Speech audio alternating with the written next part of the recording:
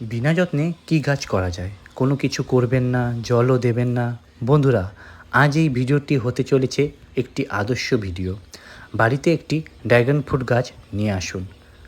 Dragon fruit গাছটিকে কোথায় প্রতিস্থাপন করবেন? গাছটিকে এমন জায়গায় প্রতিস্থাপন করতে হবে যেখানে সারাদিন সূর্যের আলো পাওয়া যায়, কারণ এই গাছটি রৌদ্র খুব পছন্দ করে। এতে জল খুব স্বল্প পরিমাণে লাগে। এই গাছে বেশি জল দেওয়া যাবে না, বেশি জল দিলে গোড়া পচে যেতে পারে। ড্র্যাগন গাছে একবার মিশ্র সার দিতে হবে। এই গাছে রোগ নেই বললেই চলে।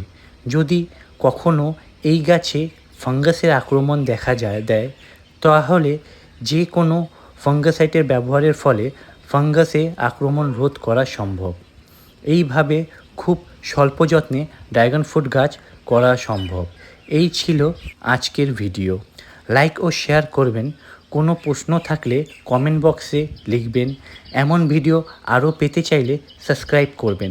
ভিডিওটি শেষ পর্যন্ত দেখার জন্য ধন্যবাদ।